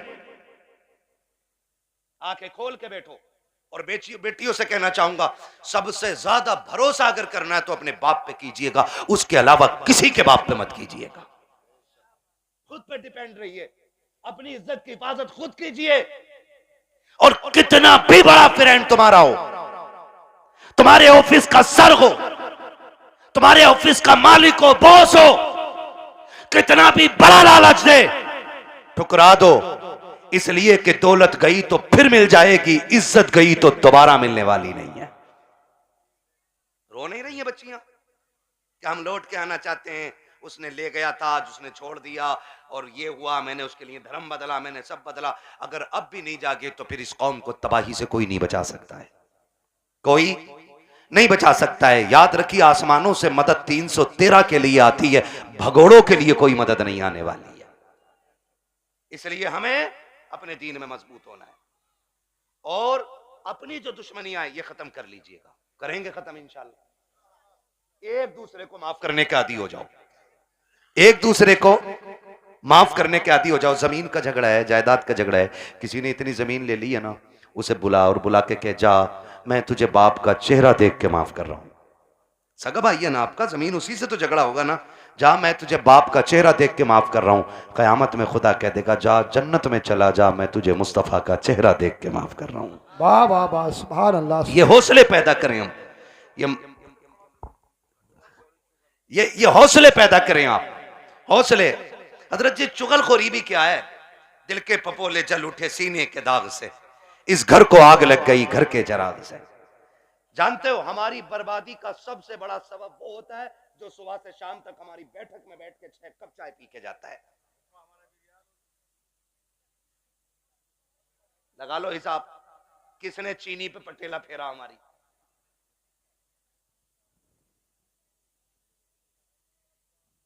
चलो इंशाल्लाह मैं पढ़ दूंगा शजरा, ठीक है ना? मेरी बात सुन रहे?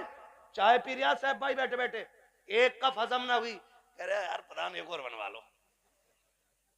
उसने एक और बनवा ली है ना, उसने एक और बनवा ली। जब दूसरी आधी कप हुई ना, कह रहा उसका क्या हुआ? तुम्हारे भैया से जो झगड़ा चल रहा था। उसने कहा यार छोड़ो यार, क्या उसके मुंह लगना। कहा थोड़ी देर चुप होगा, फिर उसके बाद क्या प्रधान, एक पुलिस वाले को जानू मैं, कहो तो नंबर लगाऊं, ये तुम्हें पता भी ना चलेगा, तुम्हारा नाम भी ना का, और उस पर पट्टा फिर जाएगा। हाँ है ना? माशाल्लाह कारी मोहम्मद अली साहब आ गए। मैं सोचा था खाली इन्होंने दावत ही दी है और आएंगे नहीं। ये हमारे साथी भी हैं माशाल्लाह, बचपन में जब हम मदरसे में पढ़ते थे ये तब के साथी हैं, और आज तो एक बड़ी दरसगाह में अच्छे मुदर्रिस भी हैं और मस्जिद के इमाम भी हैं माशाल्लाह। बड़ी दूर से आए हैं, मोहब्बत है शायद इनको इन लोगों से। मेरी तो आपसे पहली मुलाकात है, मैं तो कह ही नहीं सकता आपकी मोहब्बत में आया हूँ। ये मोहब्बत तो जाने के बाद बताऊंगा ना, आप मुझे अच्छे लगे कि खराब लगे। झूठ बोलने से क्या फायदा कि आपकी मोहब्बत ले आई। मोहब्बत नहीं, आपकी दावत लाई है, मोहब्बत तो बाद में बताऊंगा मैं, है ना? तवज्जो सारे लोगों की।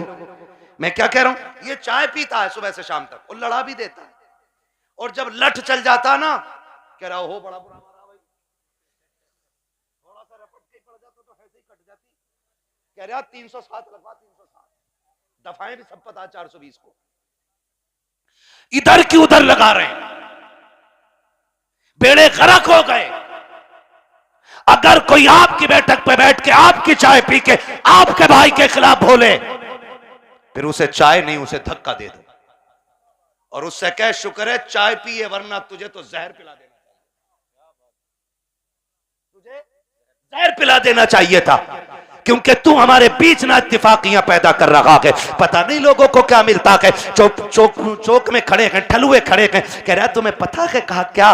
कहा उनकी भी तो नाक कट गई। कहा कैसे कट गई? कहा उन्होंने ये गलती कर दी है। ओ भाई, दूसरे के गिरेबान में झांकने वालों, कभी अपने गिरेबान में भी झांक लिया करो। दूसरों में ऐब निकालने वालों, कभी अपने घरे के मैल को भी देख लिया करो। दूसरों को जलील करने वालों, तुम कान खोल के सुन लो, अल्लाह जिसे इज्जतें देता है उसे कोई जलील नहीं कर सकता है, और जिसे खुदा जलील कर दे उसे कोई इज्जत नहीं दे सकता। बाबा दायरे तकबीर, दायरे रिसालत, बस लगे आला हजरत जिंदाबाद। इधर आओ, इधर आओ।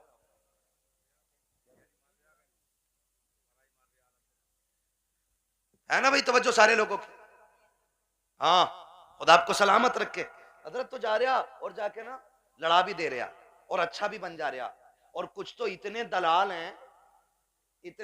हैं, सुने भाई, होशियार हो जाओ, मौलवी को खाली मुसल्ले तक ना समझा करो। मौलवी कयामत तक के हालात जानता है, ये याद रखिएगा। लड़ागा भी और फिर थाने में रपट भी खुद करवागा और फिर पैसे लेके फैसला भी खुद करा दे और फिर नेता का नेता बन जा। हाँ, जिसकी अपने घर में नहीं चलती वो थाने में यूं टहल रहा, क्योंकि दीवान जी ने ना कह दिया ना कि हाँ कोई बात तो बता दिया करो, हम तुम डायरेक्ट कर लेंगे। सबसे अच्छा नेता वो है जो गांव के झगड़े बाहर न जाने दे, जो घर के झगड़े बाहर न निकलने दे, भाइयों के इख्तिलाफात को बैठा करके इस प्यार से निपटा दे कि लाठी भी न टूटे और सांप भी मर जाए। वाह वाह वाह, समझ रहे मेरी बात? आओ सुनो, इख्तिलाफ पे आखिरी बात सुन लो, बात लंबी हो जाएगी। इख्तिलाफ पे आज माफी करने की तैयारी ही नहीं है ना। अगर झगड़ा हो गया ना, कह रहे यार उससे दुआ सलाम कर ले, कह रहे मौलाना बोल मत दियो, मेरा बाप इतना हरामी है तुम जानते नहीं। जी जी, अपने बाप को कह रहे आप कि इतना हरामी बाप है तुम जानते नहीं हो मेरा। वो गैरत कर, जिसकी नजर में बाप की इज्जत नहीं है ना, तो फिर वो खुदा की बारगाह में भी इज्जतदार नहीं होना है। बाप की इज्जत किया करो। भाइयों में झगड़े हो जाना बड़ी बात नहीं है, झगड़े बाकी रह जाना ये बड़ी बात होती है। हसनैन करीब है, एक शहजादे को हसन कहते हैं, दूसरे शहजादे को, जोर से ना बोलूं आगे, जब बोलना है तो फिर बोलो ना। एक को हसन कहते हैं, दूसरे को, ये जन्नती जवानों के सरदार हैं, है ना। हसन भी बेमिसाल है और हसन भी बेमिसाल है और इतनी अजमतों के मालिक हैं कि मां खातून जन्नत, बोलो सुभान अल्लाह। बाप वलियों का सरदार, नाना नबियों का सरदार, खुद जन्नती जवानों के सरदार, और बहन को ज़ैनबे कुबरा कहा जाता है। इतनी अजमतों के मालिक। अनबन हो गई किसी चीज को लेकर के, झगड़ा हो गया, तीसरा दिन आ गया। कौन सा? इमाम हुसैन छोटे थे और हसन बड़े। कौन थे? अल्लाह का शुक्र है हम बरेली वाले लोग हैं, हम हसन वाले भी हैं, हम हुसैन वाले भी है ना। हम हसन वाले भी हैं और हसन वाले भी हैं और हुसैन वाले भी हैं। हम राफजी नहीं जो खाली हुसैन हुसैन का नारा लगाएं, हम तो हसन वाले भी हैं और हसन भी हमारे हैं। और दोनों भाइयों में अनबन हो गई। इमाम हुसैन ने तहरीर लिखी और लिखा, अस्सलामु अलैकुम भैया, तीसरा दिन है आज नाराजी को। कई वक्त में मैंने देखा नमाज पढ़ते हो निकल जाते हो, बात नहीं करते हो। आज तीसरा दिन आ गया। नाना ने कहा है कि मुसलमान को 3 दिन से ज्यादा अपने भाई से नाराज नहीं रहना चाहिए, इसलिए आप आइए और आके मुझे सामने से सलाम करके राजी कीजिए। लिखने वाला कौन है? छोटा भाई। लिखा किसको जा रहा है? बड़े भाई को। अगर आज कोई छोटा लिख के बड़े को बोला है यार तुम जाओगे, इतने भी बुरे दिन ना आए तुम्हारे, उससे कह तू आ चल के, बड़ा जा रहा, बिल्कुल उल्टा दौर, कह रहा उल्टी गंगा बह गई, इसकी तो गंगा ही पता ना किधर बह रही है, दीन को उल्टी गंगा बता रहे हैं। देख तो सही बात क्या है। आज अगर भेज दिया जाए तो आने को तैयार नहीं है। इमाम हुसैन ने तहरीर लिखी हसन को, जबकि हुसैन छोटे हसन बड़े हैं। कहा भैया जैसे मेरी तहरीर मिले आके मुझे राजी कर लेना, वरना वक्त 3 दिन से ज्यादा हो जाएगा। जैसे तहरीर मिली है, इमाम हसन ने बगैर गौर किए दौड़ लगा दी है, आके अपने छोटे भाई हुसैन को सलाम किया, सीने से लगाया, माफी तलाफी हो गई। उसके बाद कहते हैं हुसैन एक बात बताओ ना, मुझे बुलाया कि तुमने, जबकि मैं बड़ा था, तुम भी तो आ सकते थे, तुम छोटे थे। तब इमाम हुसैन ने कहा था ना मैं कैसे आ जाता। नाना ने कहा कि जो रूठे हुए भाई को पहले सलाम करेगा खुदा उसको पहले जन्नत अता फरमाएगा। और हुसैन ये चाहता है कि जब जन्नत में जाने की बारी आए तो हसन पहले जाए, हुसैन बाद में जन्नत में जाए। सुभान अल्लाह सुभान अल्लाह। वो तो अपने भाई के लिए जन्नत पहले कर रहे हैं और यहाँ कह रहे हैं ना ये मार्केट की दुकान मेरी है, चाहे कुछ भी हो जा, मर जाऊंगा, दुकान नहीं दूंगा। हैं ले ले ला, कितने फ्रंट में लेगा? जनाजा उससे भी फ्रंट पे रखा जाता, उससे भी फ्रंट पे, और सारों के सामने जनाजा होता है, सारों के सामने। और उसमें अच्छे कहने वाले भी होते हैं, बुरे कहने वाले भी होते हैं। कोशिश कीजिएगा ऐसी हरकत ना हो जिंदगी में कि लोग तेरे मरने के बाद कहें अच्छा हुआ चला गया। अगर ऐसा किसी ने भी कह दिया तो 40-40 में भी करा लेगा ना, अल्लाह उस वक्त तक माफ नहीं करेगा जब तक उसकी हाय का तुझसे एक एक लम्हे का हिसाब पूरा नहीं ले लेगा। इसलिए आखिरत बेहतर करो, आखिरत बेहतर करो। वक्त बहुत ज्यादा हो चला है, मुझे हुक्म हो रहा है हुजूर का शजरा पढ़ना है। 1 घंटा और बोल देता भाई, अगर मुझे आज ही बोलना होता तो। आज मैं 5-6 दिन में वापस लौटा हूं और फिर मुझे अभी 1 दिन की भी छुट्टी रमजान तक नहीं है। 1 घंटा बोलता हूं, लेकिन आपकी मोहब्बत है, एक बंदा अपनी जगह से नहीं उठाए, मैं 1.5 घंटे के पार सुई होने वाली है।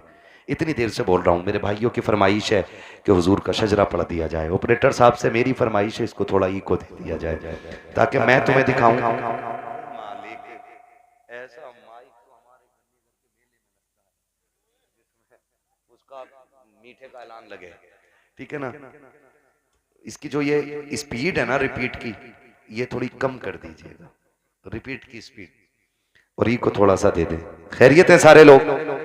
मुझे हुजूर का शजरा पढ़ना है, लेकिन याद रखिएगा मैं तकरीर में थक चुका हूं। अब मैं चाहूंगा कि जब मैं थकने लगूंगा तो हाथ का इशारा करूंगा, समझ जाना मौलवी आराम से सांस लेना चाह रहे हैं। तो फिर उसमें आपको क्या करना है? ये मेरे बच्चे बैठे इतने अच्छे, बड़ा अच्छा साथ आपने दिया है, आखिरी लम्हा रह गया, साथ देना है, जोर से बोलो सुभान अल्लाह। जी जी, बस इतने बच्चे काफी हैं मेरी तकरीर के लिए, मुझे हजारों की भीड़ नहीं चाहिए, मुझे 4 चाहिए हुजूर के सच्चे वफादार चाहिए, ठीक है ना? फिर खुल के बोले यार सुभान अल्लाह। हाँ, पीछे वालों का काम तो फ्री फंड में हो रहा, आगे वाले कह रहे हैं सुभान अल्लाह तो हम पे ही पड़ रही है आज। और कभी इतनी जोर से सुभान अल्लाह कह दिया करो कि गला बैठ जाए तुम्हारा भी, ताकि अम्मी पूछे क्या करके आया, का अम्मी शहीद आजम कॉन्फ्रेंस थी, करबला वालों की महफिल सजी थी, उन्होंने सर दिए थे, मैं उनके नाम पे अपनी आवाज कुर्बान करके आ गया हूं। बोले जरा जोर से सुभान अल्लाह। साहब भाई ने जब बुलवाया था मेरी गाड़ी यहां खड़ी थी, क्योंकि इधर गाड़ी किसी ने लगा दी, अंदर नहीं आ पाया, मैं वहां खड़ा था, तब भी आवाज यहीं यहीं की जा रही थी। पीछे वाले तो कसम से ऐसे बैठे हैं कि बोलेंगे नहीं, मौलवी साहब तू फेफड़े निकाल के दे दे, ठीक है ना? खाली सामने वाले साथ दें और बोले सुभान अल्लाह। मेरा हाथ का इशारा हो तो डंडी ना मारियो, सुभान अल्लाह बोल ही दियो, कहीं ऐसा ना हो कारी यूनुस के तुम डंडी मार के सुभान अल्लाह कहना भूल जाओ, मौलवी सांस लेना भूल जाओ। देंगे ना साथ इंशाल्लाह? बस खाली सामने वाली डिस्प्ले अच्छी हो जाए। चच्चा लोगों बोलो जरा सुभान अल्लाह। माशाअल्लाह, ये 5-6 चच्चा एक जगह ही है, प्लान करके आए कल अल्लाह एक ही जगह बैठेंगे हम, कोई नहीं मसला। अल्लाह इन बुजुर्गों की उम्र में बरकतें अता फरमाए। ये बड़े अच्छे लोग हैं, सफेद दाढ़ी वाले, नसीब से मिलते हैं, नसीब से। नौजवानों, अब दाढ़ियां सफेद होने से पहले कब्रिस्तान में ले जाके डाल दिया जाता है। हाँ, अब दाढ़ी सफेद होने का नंबर नहीं आ रहा है, अब बहुत जल्दी जल्दी मौतें आ रही हैं। ये चंद सफेद बालों वाले रह गए हैं, इनकी इज्जत कर लो। मेरे आका ने फरमाया जिसने सफेद बालों वाले की इज्जत की उसने मदीने वाले मोहम्मद की इज्जत कर डाली है। हाँ जी, तो ये बैठे, इनका बैठना भाई से बरकत है। अब जरा खुल के बोलो सुभान अल्लाह। अगर सफेद दाढ़ी के मैंने तारीफ कर दी है तो चच्चा झूठ मत बोलियो बैठक में बैठ के, अल्लाह अमिया तूने क्या देखी, अमिया तो हमने देखी 6 किलो की है। एक बुढ़े ने ये बात कही तो दूसरा कह गया, शाहपुर की बात थी ना, दूसरा कह रहा हो तुमने क्या देखी, हमने देखी अमिया 12 किलो की। कह रहे यार तुमने झूठी बोल दिया, बोले हाँ तू कतई सच बता रहा 6 किलो की अमिया, तो झूठ ना बोलना है ना। अल्लाह ने ये उम्रें दे दी है ना, तो फिर तस्बीह हाथ में ले लो, तस्बीह हाथ में ले लो, रब को रो के दिखा दो। अल्लाह बड़ा करीम है, आंख से आंसू गिरने में देर लगेगी, उसे गुनाहों को बख्शने में कोई देर नहीं लगेगी, ठीक है ना? जो मेरे भाई आए हैं जिनकी फरमाइश है मैं शजरा पढ़ने लगा हूं, है ना? कमेटी वाले भाई बैग कहां तुम्हारा? रख दिया बैग? अब तो निकालने का टाइम है ना बैग। हाँ, सलामत रख के इनके लिए दुआ करना। ऐसे लोग मेहनतें करते हैं तब हमारी आपकी मुलाकातें हो जाती हैं। ठीक है ना, मेहनत है इनकी, पैसा इनका, और हम तुम्हारी मुलाकात हो जाती है, और उसमें भी सुभान अल्लाह कहते हुए बोझ लग जाता है। ठीक है ना, सुभान अल्लाह कहना ना छोड़ना, वरना मैं शजरा छोड़ दूंगा। इसलिए कि याद रखना कि ये नमाज जनाजा नहीं है जो तकबीरें पूरी करके हटूंगा। जितने तक तुम साथ दोगे उतने तक मैं साथ दूंगा। ठीक है ना कारी साहब? ठीक, आपको भी बोलना पड़ेगा सुभान अल्लाह। हाँ, ये कारी साहब बड़े काबिल आदमी है माशाल्लाह। आप बोले जरा खुल के सुभान अल्लाह। ये रिश्वत के 50 रुपए हैं क्या? नहीं, अभी तो मैंने शुरू भी नहीं किया है। ठीक है ना, अल्लाह सलामत रखे हमारे नौजवान भाइयों को। बोले जरा खुल के सुभान अल्लाह।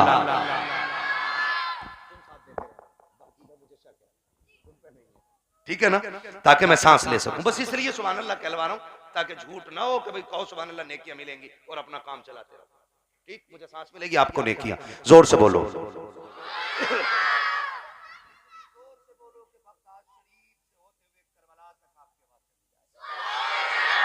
आदम के बेटे शीश। अल्लाह। हाँ, देखो नाराज होकर ना बैठो, ये मुझसे कह रहे हैं मैं इसलिए पढ़ रहा हूं, वरना मैं खत्म कर चुका होता। अगर सुनना है तभी बोलिएगा, वरना मर्जी है आपकी। थोड़ी देर में ना हुजूर हसन मियां साहब क़िबला की आमद होगी। ठीक है ना, बोलो जरा खुल के सुभान अल्लाह। आदम के बेटे शीश, शीश के बेटे अनस, अनस के बेटे कैनान, कैनान के बेटे मेलाइल, मेलाइल के बेटे ब्यारत, ब्यारत के बेटे इदरीस। सुभान अल्लाह, सुभान अल्लाह।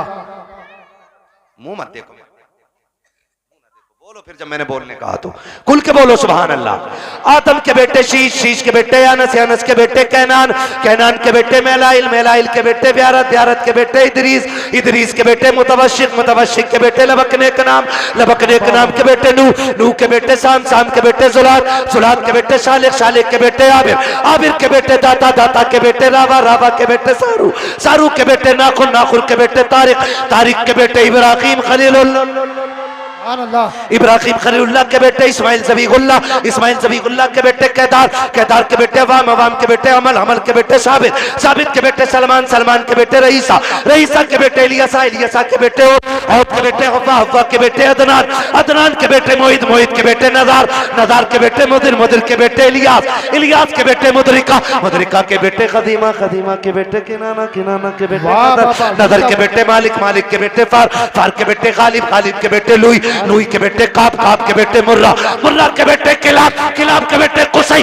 कुसई के बेटे अब्दे मनाफ, अब्दे मनाफ के बेटे हाशिम है, हाशिम के बेटे अब्दुल मुत्तलिब है, अब्दुल मुत्तलिब के बेटे अब्दुल्लाह है, और अब्दुल्लाह के बेटे मोहम्मदुर रसूलुल्लाह। नारे तकबीर, नारे रिसालत, बस लगे आला हज़रत, इश्क मोहब्बत, इश्क मोहब्बत। या जोर से बोलो, जरा खुल के बोलो, इश्क मोहब्बत, इश्क मोहब्बत। बस्ती बस्ती करिया करिया, नब्बैक नब्बैक नब्बैक या रसूल अल्लाह, नब्बैक। हज़रत अल्लामा मुफ्ती हम्माद रसाई क़िबला मुरादाबादी, नारे हैदरी। बस जो हुए गलत उनको माफ़ फरमाए रब्बे कायनात। ज़िंदगी ने दिया साथ, फिर होगी मुलाकात, चमन रहा फूल खिलेंगे, ज़िंदगी रही फिर मिलेंगे। मुसाफिर हम भी, मुसाफिर हो तुम भी, किसी मोड़ पर फिर मुलाकात होगी। फ़कीरान आए सदा कर चले, सदा खुश रहो ये दुआ कर चले। सारे लोग कलमा शरीफ पढ़ लीजिए, ला इलाहा इल्लल्लाह मुहम्मदुर रसूलुल्लाह, अस्तगफिरुल्लाह रब्बी मिन कुल्लि ज़ंबि व अतूबु इलैह। सारे लोग बैठे रहिएगा, महफिल जैसी है वैसी सजी रहनी चाहिए। कहीं ऐसा ना हो कि आपके उठने का इल्जाम मेरे सर आ जाए। बैठे रहेंगे ना इंशाल्लाह, है ना? बैठे रहेंगे ना? एक नारा मैं लगा दे रहा हूं, अब तक सबने नारे लगाए, एक नारा मेरा भी सुन लो, इश्क मोहब्बत, इश्क मोहब्बत। इधर क्या सुले कुल्ली और वहां भी बैठे हैं क्या? नहीं ना, तो फिर सारे सुन लियो, फिर खुल के बोलो, इश्क मोहब्बत, इश्क मोहब्बत, आला हजरत, आला हजरत, इश्क मोहब्बत, इश्क मोहब्बत, आला हजरत, आला हजरत, बस्ती बस्ती करिया करिया, ताजो शरिया, ताजो शरिया। कि जब भी